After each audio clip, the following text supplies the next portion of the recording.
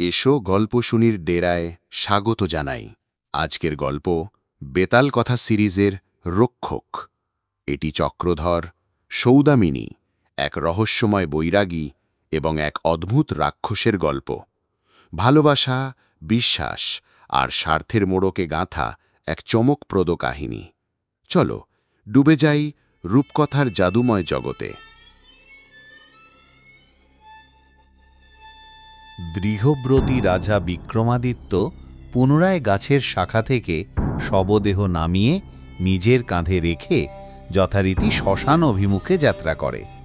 তখন শবস্থিত বেতাল বলে ওঠে, রাজন, তোমার ধৈর্য এবং আগ্রহ দেখে মনে হচ্ছে যে প্রয়োজন হলে লক্ষ্য পূরণের জন্য সারা জীবন তুমি এই ভয়ঙ্কর শ্মশানেই থেকে যাবে। আমার ধারণা, জীবনের কতকগুলি কঠিন বাস্তবের সঙ্গে তোমার পরিচয় নেই, কিংবা হয়তো তার সঙ্গে পরিচিত হয়েও তার মুখোমুখি হতে বদ্ধপরিকর তুমি। তাহলে বলবো, অসীম সাহস তোমার। কিন্তু একটি বিষয় সম্পর্কে তোমার অবগত হওয়া নিতান্ত আবশ্যক।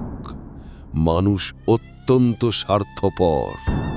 নিজের ভালো না হলেও কিছু আসে যায় না, কিন্তু অপরের ক্ষতি করা হতে পিছিয়ে আসে না। মানুষের বুদ্ধি অত্যন্ত জটিল, তার চিন্তার ধারা কুটিল ও ষড়যন্ত্রপূর্ণ। আমার সন্দেহ যে তুমি নিশ্চয়ই কোনো দুষ্ট লোকের কবলে পড়ে এরকম কঠিন কষ্টকর পরিস্থিতিতেও চুপ করে রয়েছ। যদি আমার সন্দেহ সত্য হয়, তবে আমি বলি, এই জেদ তুমি ত্যাগ করে রাজ্যে ফিরে গিয়ে আরামে জীবন কাটাও। এতে তোমার মঙ্গল হবে। চক্রধর নামে একজন দুষ্ট লোকের কাহিনী তোমাকে শোনাই, যে অতি সহজে অপার সম্পদ লাভ করে। সেই অহংকারীর কাছে যারাই এসেছে তার পরামর্শ নেবার জন্য তাদেরই সে বিপদে ফেলে দিয়েছে। তোমাকে সাবধান করার জন্য আমি বলছি, শোনো। বেতাল তার কাহিনী শুরু করে। ছোট্ট এক নগরে চক্রধর নামে এক যুবক ছিল। তার আর কেউ ছিল না। ছোট্ট বয়স থেকেই বাড়িতে বাড়িতে কাজ করে নিজের পেট চালায়। সময় এবং সুযোগ করে পণ্ডিতের কাছে গিয়ে লেখাপড়া শিখে কিছু বিদ্যে অর্জন করে। ওই নগরেই সৌদামিনী নামে এক যুবতী ছিল। একদিন রাত্রে ঘুমের মধ্যে অতি অদ্ভুত স্বপ্ন দেখে। স্বপ্নের মধ্যে এক বৈরাগী তাকে দেখা দিয়ে বলে, যোগ্য ব্যক্তিকে বিবাহ করলে সুখে শান্তিতে জীবন কাটাতে পারবে। সৌদামিনী জিজ্ঞাসা করে, কি করে জানব যে যোগ্য ব্যক্তি কে? বৈরাগী উত্তর দেয়, আকাশে কত নক্ষত্র আছে এই প্রশ্ন কোনো ব্যক্তিকে করার পর যদি সে উত্তর দেয় যে বিবাহের পরে একসঙ্গে বসে গুনব, তাহলে বুঝবে সেই হবে তোমার যোগ্য স্বামী। ঘুম থেকে ওঠার পর সৌদামিনী স্বপ্নের সম্বন্ধে ভাবে আর আশ্চর্য হয়ে যায় যে একই স্বপ্ন দেখল সে। কারো কাছে স্বপ্নের কথা বলল না। সেদিন দুপুরের পরে সৌদামিনী তার বান্ধবীদের সঙ্গে আমবাগানে কানামাছি খেলছিল। সেখান দিয়ে যাচ্ছিল একটা সাপ। অজান্তে তার গায়ে পা লেগে যায়। সাপ ফলা তুলে দাঁড়িয়ে পড়ে। সেই মুহূর্তেই কেউ একজন সৌদামিনীর হাত ধরে টাম দিয়ে পিছিয়ে নিয়ে আসে। সাপ ফোঁস ফোঁস করে চলে যায় অন্য পথে। সৌদামিনী তাকিয়ে দেখে কে এভাবে তার জীবন রক্ষা করল। দেখল চক্রধর। সৌদামিনীর দিকে সে যখন ফিরে তাকায়, তার সৌন্দর্য দেখে চক্রধর অবাক হয়ে যায়। নিশ্চল হয়ে তাকিয়ে থাকে তার দিকে। চক্রধরকে সৌদামিনী জানে, কিন্তু এত সামনে থেকে কখনো তাকে দেখেনি। বলিষ্ঠ সুগঠিত দেহের অধিকারী। চক্রধরকে দেখে মনে হলো তার যেন কোনো ছদ্মবেশী রাজপুত্র দেশ ভ্রমণ করতে করতে এসে পৌঁছেছে। আমার প্রাণ রক্ষা করবার জন্য আন্তরিক কৃতজ্ঞতা জানাই। সৌদামিনী বলল, হ্যাঁ, তোমার জীবন রক্ষা করার জন্যই তোমার দেহ আমাকে স্পর্শ করতে হলো। এরকম মধুর অনুভূতি অভিজ্ঞতা পূর্বে হয়নি। আমিও তোমার কাছে কৃতজ্ঞ। চক্রধর উত্তরে বলল, সৌদামিনীর সে সময় মনে হয় যে ওই চক্রধরই কি তার যোগ্য স্বামী, স্বপ্ন অনুযায়ী। সঙ্গে সঙ্গে সে চক্রধরকে প্রশ্ন করে, বোধ হচ্ছে তুমি খুবই সাবধানী। বলতে পারো আকাশে কত নক্ষত্র আছে? নিশ্চয়ই বলতে পারি, কিন্তু আমার ভয় যে উত্তর শুনে তুমি রেগে না যাও। চক্রধর জানায়, না না, একেবারে নয়, রাখবো কেন, বলো। সৌদামিনী অভয় দেয়, অনেক বছর ধরে অনেক চেষ্টার পর নক্ষত্র সংখ্যা আমি গুনতে পেরেছি, কিন্তু আশঙ্কা যে হয়তো দু একটা কোনোভাবে চোখ এড়িয়ে গেছে, গোনা হয়নি। নতুন করে গুনবার মতো শক্তি আমার আর নেই। তাই চাইছি এমন একজন মেয়েকে বিবাহ করব যার নক্ষত্রের সংখ্যা জানবার আগ্রহ আছে। বিবাহের পরে দুজনে মিলে এই কাজে নিশ্চয়ই সফল হব। চক্রধর বলল হাসি মুখে। তার উত্তর শুনে সৌদামিনী নিশ্চিত হয় যে ওই যুবকই তার নির্বাচিত যোগ্য স্বামী। সঙ্গে সঙ্গে তাকে লজ্জায় ছেয়ে বসে, মাথা নিচু করে বাতাসের বেগে সেখান থেকে চলে যায়। বাড়িতে পৌঁছেই দেখে সেখানে শশীকান্ত নামে এক যুবকের পিতা বসে আছে। সে এসেছে তার পুত্রের সঙ্গে সৌদামিনীর বিবাহ পাকা করতে। খুবই ধনী তারা। শশীকান্তর পছন্দ সৌদামিনীকে। স্বভাবতই এই বিবাহের ব্যবস্থা পাকা হওয়াতে সৌদামিনীর পিতা খুব খুশি। কিছু পরে অতিথিরা বিদায় নিলে তার মায়ের কাছে রাত্রে দেখা স্বপ্নের কথা জানায়। সেই সাথে আমবাগানের ঘটনাও বলে সবিস্তারে, এবং মায়ের কাছে স্পষ্ট প্রকাশও করে যে যদি তাকে বিবাহই করতে হয় তবে চক্রধরকেই বিবাহ করবে। মা এসব কথা তার স্বামীকে জানায়। সৌদামিনীর বাবা রেগে ওঠে। যত সব স্বপ্ন কখনোই সত্য হয় না, অবাস্তব। চক্রধর সুন্দর সুপুরুষ চেহারার অধিকারী, তাই দেখেই স্থির করে ফেলেছে। যার কাছে একটা ফুটো পয়সাও নেই তার হাতে আমার কন্যাকে দিই কি করে? ওসব হবে না, শশীকান্তের সাথেই তার বিবাহ হবে। সৌদামিনী জানে তার বাবা কেমন জেদি। সে তার মাকে বোঝায়, মা, আমাকে একটা সুযোগ দাও। আমি প্রমাণ করতে চাই যে এরকম স্বপ্ন কখনো মিথ্যা হয় না। 1 বৎসর আমাকে সময় দাও। 1 বৎসরের জন্য বিয়েটা স্থগিত রাখো। এর মধ্যে যদি চক্রধর শশীকান্তের তুলনায় অধিক ধনী না হয়ে উঠতে পারে তবে শশীকান্তের সঙ্গেই আমার বিয়ে দিও। মায়ের কাছে মিনতি জানায় সৌদামিনী। তার বাবা এসব শুনে হেসে দেয়, বলে, চক্রধর কি 1 বৎসরের মধ্যে লক্ষ টাকার মালিক হতে পারবে? হয়তো সৌদামিনী জানে না যে শশীকান্ত বিরাট ধনী, লক্ষপতিরও অধিক। তার জন্যই সে ওরকম বলছে। মায়ের কাছে সৌদামিনী বলল, সে যদি আমার যোগ্য স্বামী হয় তবে নিশ্চয়ই সে পারবে। আমার স্বপ্ন নিশ্চয়ই সফল হবে। দৃঢ় বিশ্বাস নিয়ে বলে। অবশেষে সৌদামিনীর শর্ত তার বাবা মেনে নেয়। চক্রধরের কাছে খবর পাঠিয়ে দেয় সৌদামিনী। এদিকে সৌদামিনীকে দেখার পর চক্রধরও মনে মনে স্থির করে যে বিয়ে করলে তাকেই করবে। সৌদামিনীর কাছ থেকে উৎসাহ পেয়ে সে অর্থোপার্জনের জন্য রাজধানীতে আসে। সেখানে বিভিন্ন রকমের কাজ করে। 1 মাস কেটে যায়, কিন্তু 1000 টাকাও অর্জন করতে পারে না। লক্ষ টাকা কিভাবে উপার্জন করবে তা ভেবেই সে হতাশ হয়ে পড়ে। এরই মধ্যে একদিন এক বৈরাগীকে ষাঁড়ের আক্রমণ থেকে বাঁচায়। সে না ঝাঁপিয়ে পড়লে সেদিন নিশ্চিত বৈরাগী মারা যেত। বৈরাগী খুবই খুশি হয়। প্রসন্ন হয়ে চক্রধরের সম্বন্ধে জিজ্ঞাসা করে তার জীবন বৃত্তান্ত শোনে। তারপর বলল, পুত্র, এত অল্প সময়ে এই বিরাট অঙ্কের টাকা অর্জন করার একটাই মাত্র পথ আছে, কিন্তু সে পথ খুবই বিপজ্জনক। সাহস আছে? চক্রধর জানায় সে চেষ্টা অবশ্যই করবে। এর ফলে যদি তার প্রাণহানিও হয় তবুও করবে, তাতে কোনো দুঃখ থাকবে না তার। তখন বৈরাগী জানায় যে রাজধানীর সীমানায় এক জঙ্গল আছে। সেই জঙ্গল পার হয়ে আরও ক্রোশ 2 পথ গেলে আবার আরেকটি জঙ্গল। সেখানে আছে একটি পাহাড়। পাহাড়ের মধ্যে এক গুহা। ওই গুহার মধ্যে আছে গুপ্ত ধন, কোটি টাকারও বেশি। এক রাক্ষস দিনরাত সেই গুহার দ্বারে থেকে গুপ্তধন পাহারা দিচ্ছে। তাকে এড়িয়ে সেই সঞ্চিত ধন পাওয়াও অসাধ্য। বৈরাগীর বিবরণ অনুসারে চক্রধর জঙ্গলে আসে। অনেক খুঁজে সে অবশেষে সেই গুহাটি আবিষ্কার করে যেখানে গুপ্তধন আছে। গুহার সামনে বিপুল আকার রাক্ষস জগদ্দল পাথরের মতো বসে আছে। রাক্ষসকে দেখেই চক্রধরের জ্ঞান হারিয়ে ফেলার উপক্রম, কিন্তু দমবে না। চক্রধর সাহস সঞ্চয় করে গুহার কাছে গুটি গুটি পায়ে আসে। সেখানে আসা মাত্র রাক্ষস জেগে উঠে চক্রধরের হাত ধরে ফেলে।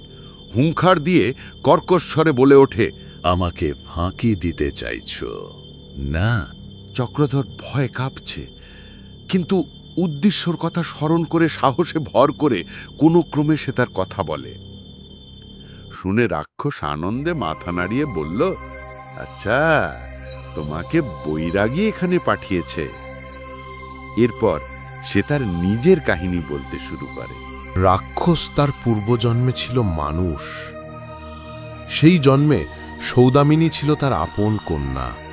পিতা হয়ে সে তার কন্যার সঙ্গে এমন একটি পাত্রের বিবাহ দিয়েছিল যাকে সে মোটেই চায়নি, মনে প্রাণে ঘৃণা করত। তবুও জোর করে বিবাহ দিয়েছিল। সৌদামিনী আত্মহত্যা করে। কন্যার এরকম অবস্থার জন্য সেই দায়ী। এই পাপের শাস্তি স্বরূপ এই জন্মের রাক্ষস রূপে জন্মগ্রহণ করে। আর যে যুবকটি সৌদামিনীকে বিবাহ করেছিল জানত যে সে তাকে অন্তর দিয়ে ঘৃণা করে, চায় না। তবুও সে সৌদামিনীকে নানাভাবে জোর করে ভুলিয়ে বিবাহ করে। এর ফলস্বরূপ এই জন্মে সেই স্বামী বৈরাগী রূপে জন্মগ্রহণ করে। দুজনেই পূর্বজন্ম সম্বন্ধে সমস্ত জানে এবং যে পাপ অন্যায় কার্য করেছিল তা থেকে মুক্ত হবার জন্যে বর্তমান জন্মে অতি সচেতন হয়ে তারই চেষ্টায় রয়েছে। বৈরাগী সৌদামিনীকে রাতের ঘুমে স্বপ্নে দেখা দিয়ে চক্রধরের সঙ্গে বিবাহের বন্ধনে আবদ্ধ হতে প্রেরণা দেয়। কারণ এই চক্রধরও তার পূর্বজন্মে ছিল পূর্বজন্মের সৌদামিনীর প্রেমিক। তাই এই জন্মে দুজনের মিলন ঘটাবার সৎপ্রচেষ্টা তার। চক্রধর রাক্ষসের কাছে এসব শুনে খুবই খুশি হয়। আশা ভরা কণ্ঠে জিজ্ঞাসা করে, তাহলে নিশ্চয়ই তুমি আমার সহায়তা করবে, আমার মঙ্গল চাইবে?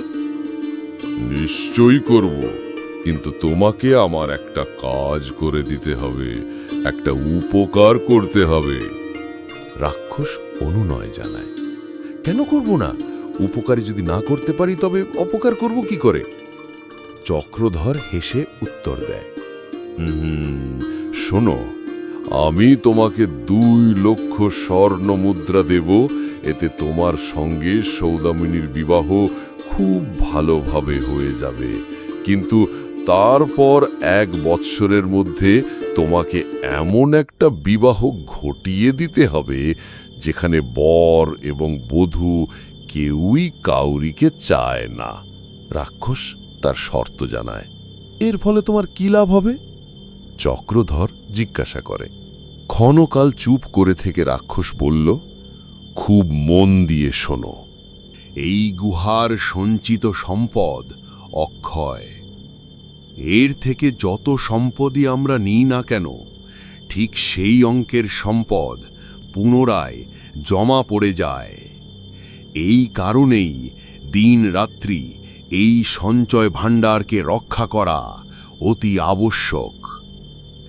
এই জন্মে যদি সৌদামিনীর সাথে শশীকান্তের বিবাহ হয়ে যেত, তবে তার পিতা এর পরবর্তী জীবনের রাক্ষস জীবন গ্রহণ করেই সে আমার স্থানে আসত। পারস্পরিক ভালোবাসার উদয় না হওয়া সত্ত্বেও তাদের মধ্যে জোর করে বিবাহ দেওয়ায় আমার আর বৈরাগী মুক্তি লাভ হতে পারে, কিন্তু আমাদের জায়গায় আসার জন্য 2 জন পাপীর অতি আবশ্যক। এবার আমার শর্তের কারণ বুঝতে পারলে? চক্রধর কিছুক্ষণ নীরবে ভেবে তারপর সংকোচের সঙ্গে বলল, যদি এরকম বিবাহের ব্যবস্থা করতে না পারি বা এরকম বিবাহ করাতে ব্যর্থ হই? তাহার এই প্রশ্ন শুনে রাক্ষস আকাশ বাতাস কাঁপিয়ে হো হো হো হো হো করে হেসে উঠে তারপর বলল, একেবারে বোকা হাঁদা একটা, এরকম বিয়ে পাবে না বলে ভাবছো কেন? পেতেই হবে আর পারতেই হবে। এই কাজটা যদি পূর্ণ হয় তবে তার ফলে আমাদের দুজনের মুক্তি আসবে। তুমি এর মধ্যে জেনে গেছ যে এই গুহার ভিতরে অক্ষয় সম্পদ রয়েছে।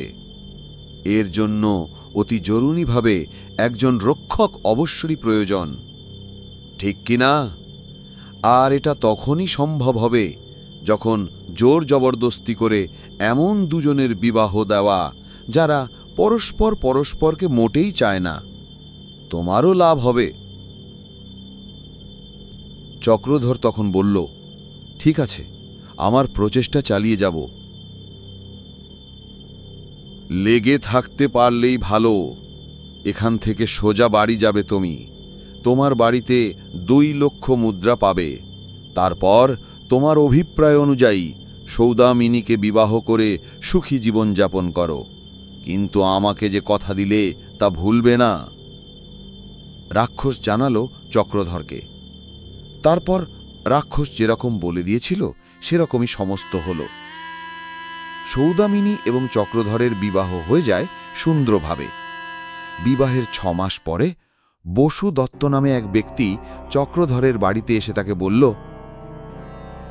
আমার কন্যা এক বেকারের সাথে বিবাহ করে জীবন কাটাতে চাইছে, কিন্তু আমি এই বিবাহের সমর্থনে মোটেই নেই। প্রথমে তুমিও অত্যন্ত দরিদ্র ছিলে। তুমি কি এমন কোনো পথ বলতে পারো যার ফলে আমার কন্যা যাকে বিবাহ করতে চাইছে সেও তোমার মতো হয়ে উঠতে পারে? এ প্রশ্ন তোমার মেয়ের তার প্রেমিককে করার কথা, তোমার নয়। আর তুমিও এ প্রশ্ন করতে পারো না। রেগে উত্তর দিল চক্রধর। সে কোনো কথা শোনার জন্যই প্রস্তুত নয়। বর্তমান যে অবস্থাতে আছে সেই অবস্থাতেই আমার মেয়ে তাকে বিবাহ করতে রাজি। অবশ্য ছেলেটিকে আমরা জানি ভালো ছেলে, কিন্তু অর্থ তো প্রয়োজন, বসুদত্ত জানায়। চক্রধর জিজ্ঞাসা করে তার কন্যার প্রকৃত ইচ্ছা কি, কি চায়? বসুদত্ত তার উত্তরে বলল যে তার কন্যা প্রচুর অর্থ চায় না, অর্থ না হলেও চলবে। চক্রধর চুপ করে ভাবে। কিছুক্ষণ চিন্তার পর বলল, ছোট মেয়ে, সে এখনো বাস্তবকে জানে না অর্থের প্রয়োজন কতখানি। তুমি তোমার মেয়ের কথা মেনে নিও না। ওই বেকার দরিদ্র ছেলেটির সাথে তার বিবাহ দিও না। তার ফলে সে তার বিবাহিত জীবনে মোটেই সুখী হতে পারবে না, আর পিতামাতা হিসেবে তোমরাও নিশ্চিন্তে থাকতে পারবে না। সৌদামিনীকে নিয়ে আমি সুখে আছি, তার মূল কারণ অর্থ, ধন। পরামর্শ নিয়ে বসুদত্ত আনন্দে বিদায় নেয়। বেতাল কাহিনী বলা শেষ করে বিক্রমাদিত্যকে জিজ্ঞাসা করে, রাজন, চক্রধর বসুদত্তকে যে পরামর্শ দিল তা আমার দৃষ্টিতে দুষ্টবুদ্ধিতে পূর্ণ। যখন বসুদত্তর কন্যা ওই বিয়েতে সম্পূর্ণভাবে মত দিচ্ছে সমস্ত জেনে শুনে, তখন তাকে বাধা দেওয়া অত্যন্ত অন্যায় নয় কি? এর ফলে হয়তো মেয়েটি আত্মহত্যা করবে। এই পরামর্শ কখনোই কারোর ভালো করতে পারে না। এতে পরামর্শ গ্রহণকারীর ক্ষতিই হয়। এর উত্তরে তোমার কিছু বলার থাকলেও যদি তুমি মৌন থাকো তবে তোমার মাথা ফেটে চৌচির হয়ে যাবে। বিক্রমাদিত্য বলল, গুপ্তধন রক্ষাকারী যে রাক্ষস উপকার করে, সাহায্য করে, সেই রাক্ষসের ঋণ মিটিয়ে দেওয়াই চক্রধরের প্রধান কর্তব্য। কথাও দিয়েছে যে সে ওই কাজ করবে। কথা দিলে সেই কথার খেলাপ করা মহাপাপ। বসুদত্তকে দয়া দেখিয়ে নিজেকে পাপী করে তোলার কোনো যুক্তি নেই। রাক্ষসের গুয়ায় রয়েছে ভয়ানক এক আকর্ষণ শক্তি। তার প্রভাবে আকর্ষিত হবে না এমন লোক খুব কম আছে।